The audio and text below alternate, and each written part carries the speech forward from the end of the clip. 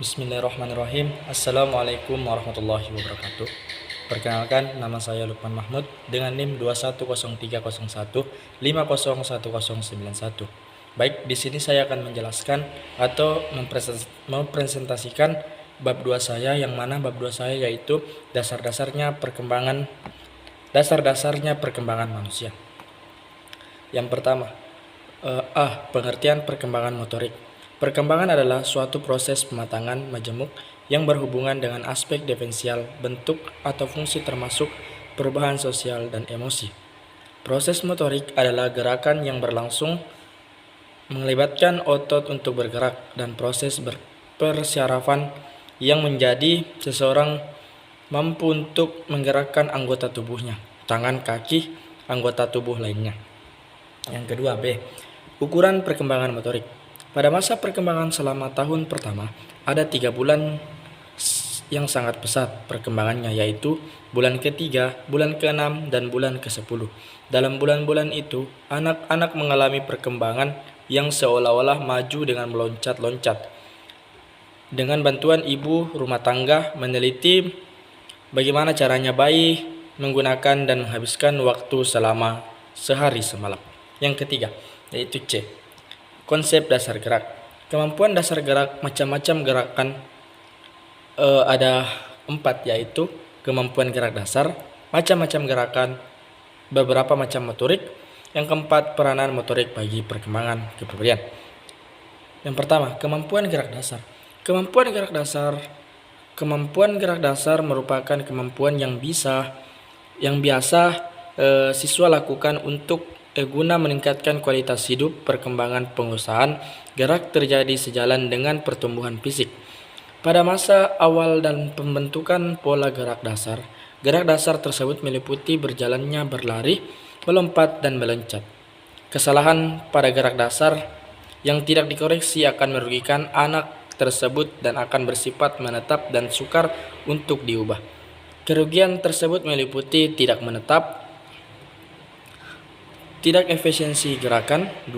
Buruknya mekanika pada saat penampilan. Yang ketiga, kemungkinan terjadi cedera lebih besar, pengeluaran energi lebih besar, pemborosan energi, dan prestasi diraih tidak maksimal akibat dari menurunnya kualitas gerak. Yang kedua, macam-macam gerak.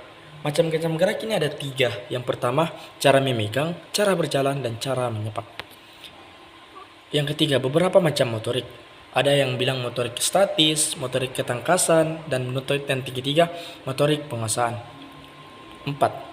Peranan motorik bagi perkembangan kepribadian.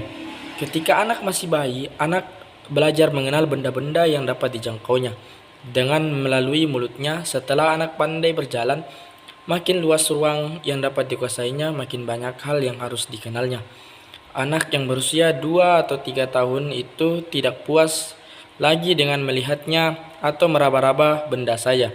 Anak itu makin bertambah kemampuannya setiap hari melalui bangun pagi sampai tidur. Kelihatannya ia selalu sibuk mengerjakan sesuatu atau melakukan percobaan, sehingga orang mengatakan masa ini sebagai masa pencoba. Yang kelima, ciri-ciri perkembangan motorik. Ada 3. Yang pertama, gerak dilakukan dengan tidak sengaja, tidak ditunjukkan untuk maksud tertentu. Gerak yang dilakukan tidak sesuai untuk mengangkat benda. Yang ketiga, gerak serta kita perhatikan anak-anak yang bermain dengan botol susunya. Kelihatan bahwa mulut, leher, kepalanya turut bergerak. Semua gerakan yang berlebih merupakan. Yang ketiga, macam-macam gerakan. Macam-macam gerakan. Dalam bulan-bulan pertama, bayi banyak mengenal gerakan.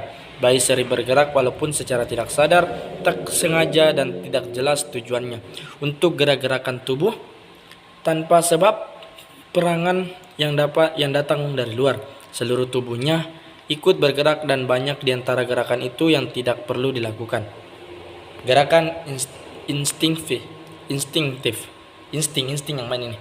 Gerakan ini adalah kemampuan bertindak tepat, tidak mempengaruhi pikiran.